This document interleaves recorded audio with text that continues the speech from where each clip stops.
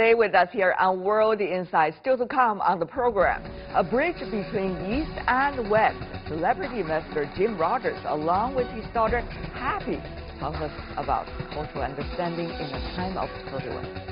But then I quickly found out that the Chinese are cultured, educated, ambitious, hardworking.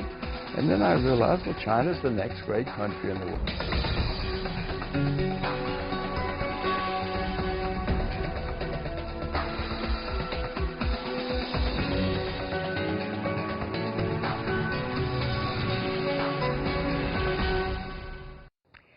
Welcome back. You're still watching World Insight with me, Tian Wei. And today, let's continue our special series, Pathfinder, on China-U.S. relations.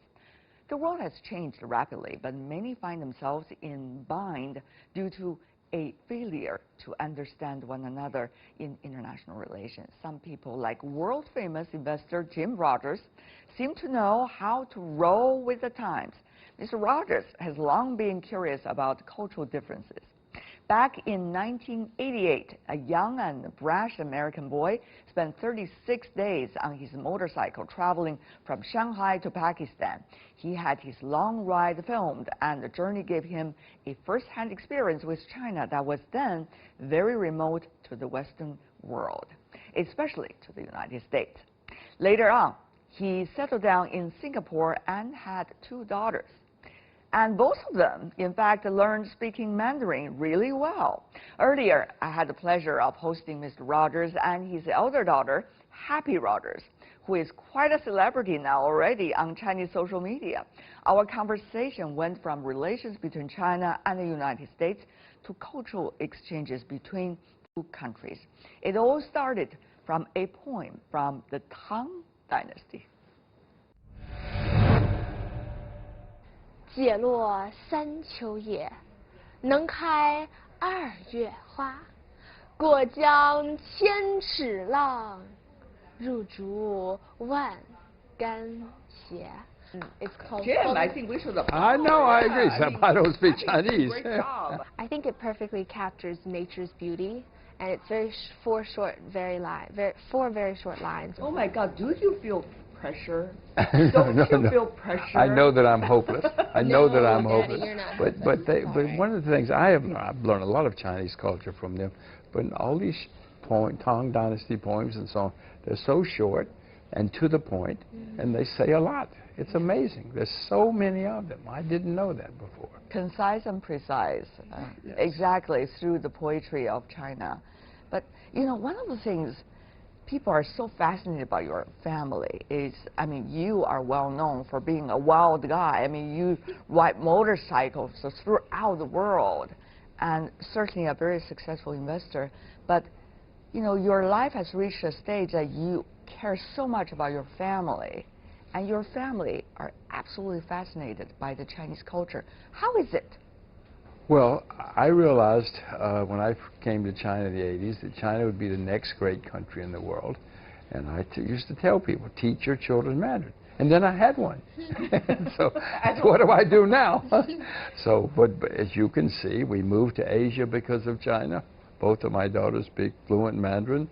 The little one is just now in a Chinese movie. Oh my As a matter of fact, what's the name of it? 天火, and it's fabulous. See, the sister is already doing some publicity. Yeah. Well, I mean, no, but she's 10 years old, and they called us. We didn't call them. The producer called up and said, "We want your little girl to be in the movie." You speak Mandarin. Because they saw her speaking Mandarin on the internet or something. So no, we're everywhere. We love China. We come here a lot. 你好. Hi everyone. I'm Happy Rogers, and I'm back. Today, my little sister, Bea Rogers, is going to be my guest star. She is going to be performing in Mandarin. 大家好，我的名字是快乐罗杰斯。今天，我的妹妹小蜜蜂要给大家表演。我的名字是小蜜蜂，我7岁。今天我要给你们表演馒头有个人。馒头有个人，手里拿个盆，砰一声响，是盆碰了门，还是门碰了盆？ If that was too fast for you, 门后有个人，手里拿个盆，砰的一声响，是盆痛了门，还是门痛了盆？ That was a Chinese tongue twister that Bee learned at school. Thank you. Bye. 再见。 1984, you came to China. Long time. Think about it, already 35 years. Yeah, no, I was terrified when I came because American propaganda all my life had said the Chinese are evil, vicious, dangerous, bloodthirsty people. I got off the plane, I figured I was going to be murdered, you know. But then I quickly found out that the Chinese are cultured, educated, ambitious, hardworking. And then I realized, well, China's the next great country in the world. I better learn a lot more about China. And here she is. When was the time you figured out this country is on the rise? 1988, I drove my motorcycle from Shanghai to Pakistan, all across China, and I was stunned every day. There were all these people working from dawn to dusk, in the fields, everywhere. Nobody stopped. They saved a lot of money. It was just astonishing to see everybody working all the time and being very ambitious and attentive. Dad told you about those days? Yeah, Happy? absolutely. He loves talking about his trips across China. Well, they made a movie, I made a documentary of it, and I make her watch it. All the time. I make her watch the documentary. Riding my bike across China is something I've wanted to do for as long as I can remember. I'm only going to live once.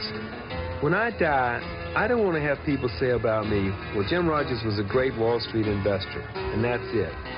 I want to get out there and see what's going on in the world. I got no wife, I got no children, no responsibilities. Why not? I think I really would have liked to have been a Pony Express rider. I'm doing this trip just for me. I don't care about being on television. I don't even have a television. It's my trip. 8,000 kilometers in 36 days from Shanghai to Pakistan. It's going to be the perfect adventure.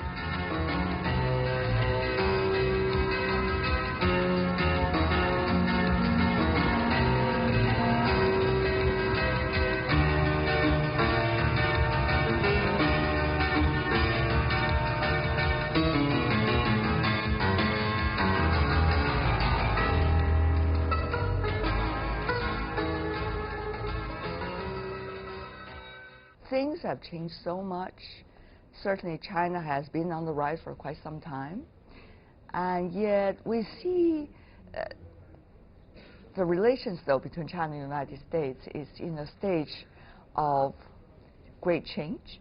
Jim, I just wondered, you know, as someone who came to this country who can read the Chinese minds, I have to say, what actually is going on here in this country? And how do you see this change? It is madness what's happening in Washington. China and America should be friends and be great prosperity together, do great triumphs together. And for some reason, America has it in its, or some people, not everybody, some people in Washington have it in their heads that they need to bash China. I just don't understand it, because together, I mean, everywhere I've ever been in China, the Chinese love Americans and America. They don't like Washington necessarily. I don't like Washington necessarily. But it's just amazing, because together we could just do fabulous things together, and Washington keeps messing it up. What can we hold on to in order to get over that stage, or the current stage? I hope I survive it. We just keep your head down, don't get deep in debt, and don't get overextended. That's what you're doing in your business, right? That's what I'm doing in my business, and my private life, and my children's lives, everybody's lives. I'm trying not to get too extended. Happy. Some say it is exactly your generation that the Americans do not necessarily see that their lives are necessarily better than their parents. Of course, you are in Asia. You see a very different picture. This is pretty much a continent still on the rise, in Singapore as well. How do you see those comments? Have you visited some parts of America? What have you noticed about that country? I mean, it's a country where you were born, but not necessarily where you are being raised up. As often as I can, I visit my grandparents in North Carolina, and it's They live, and my mother was born there too. It's a very, very small town, only 50,000 or so people. And so I see that, I mean, you see New York City, which is huge and bustling and amazing, but then there are also smaller towns and smaller little tiny places that really are what America is about, because America isn't all, you know, like New York or Los Angeles. Just like China isn't all about Beijing and Shanghai. Yeah, exactly. You go to New York City, you haven't seen America. You go to Moscow, you haven't seen Russia. Do you think that your life was better, Daddy? My life was better than my parents' lives, yes. There's no question my about life that. was better than your life? Well, you're only 15. Yeah. So far, your life when you're 15 is better when I was 15, that's Yeah. for sure. Ask us in a little bit. And I just wonder about you. You know, you're already coming from a globalized generation. So what does that mean to you when you travel around Chinese universities, see and talk to your peers? When we go to any new place or any new country that's different from, I grew up in Singapore or even America, it's like this perfect little melting pot of all the different cultures of the world, where I get to experience the different sides of the world and 开阔视野. You know, yeah, exactly. I am very blessed to be able to do that. And going to the Chinese universities, it's lovely because you see a different side, even though Singapore education there are lots of tests and everything else, but it's nothing compared to here in China. Oh, thank you. Yeah. And Chinese universities, I would love to come to one of them when I'm 15, so I have a few years to think about it, thank goodness. But when I do have to decide, I'm definitely thinking about it, if only just because my Chinese will improve so much if I do come here. You can see she is pretty much comfortable everywhere she goes. Yeah, as I say, when she's 15, I had never been anywhere. I probably couldn't find China on a map when I was 15.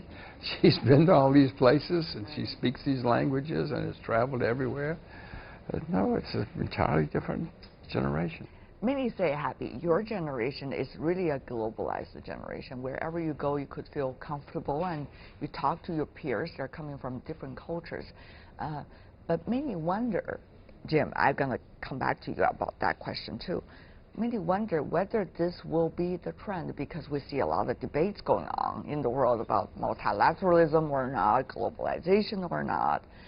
Happy, when you see those debates, whether it's on TV or over the dinner table between your father and their friends, from your generation, from your own perspective, what is it? Globalization, modernization, everyone has a phone, 低头族, you know, that's what they say in Chinese, where everyone is always looking down. I mean, there are, of course, pros and cons to that, but globalization is just everywhere. But we also have to think about the fact that, well, I'm blessed, you're blessed, we're all blessed to be able to experience the benefits and the merits of globalization. There are some people who haven't been able to yet. The risk, of course, is that throughout history, when things go bad, politicians blame foreigners. Doesn't matter which country, everywhere throughout history, foreigners have different skin color, different language, different religion, they smell bad, their food smells bad. I cannot tell you, wait, no, I cannot tell you how many times I've heard people say, and their food smells bad. I mean, it's astonishing. Politicians will stir up trouble. Not just politicians. Everyone. I understand, but politicians know how to feed it and make it worse, because when things are wrong, it's easy to blame somebody else. And it's going to be, when things get bad, you should be, I'm worried. You should be worried. I'm worried. I think a lot in the world are worried. I hope so. Maybe we can solve the problem if enough of us get worried. You know, Jim, it's about two things. One is, how shall we understand the legacy that we have been creating together? I mean, many have been creating together. Secondly is, from now on, where are we moving to? And how can we get there? Look out the window. The 21st century is going to be the century of China. This is not the direct question you asked. You said, where are we moving? We're moving to Asia, I assure you. And again, many Western countries are in decline. It's sad. I don't like saying it. I'm, you know, Western Caucasian. I don't like it at all. But I have to face facts. So make sure everybody learns Mandarin. And you are too. I mean, I'm hopeless. What is the latest phrase you pick up? I'm not smart enough to learn Mandarin. I'm not. Which phrase should Dad learn? Tell them the second thing you learned in China, not the first, the second thing, second phrase. The being Pichu, because I was having so many problems. I learned cold beer, give me a beer. And it was hard to find. It was hard to find a cold beer in those days. In those days, 35 years ago, yes, indeed. But, you know, today you could pretty much live comfortably anywhere in this country. But it's such a wonderful thing to have both of you, Happy and Jim, sitting here with me. Thank you so much. Thank you. Thank you, Happy. Yes. The stories of star investor Jim Rogers and his daughter Happy Rogers, who is a Chinese social media star. And that's all the time we have for today. If you'd like to see more, try to find us, World Insight, or check out our YouTube channel. Follow us on Twitter and Facebook. I'm Tian Wei. On behalf of the team, thanks for watching. Bye for now.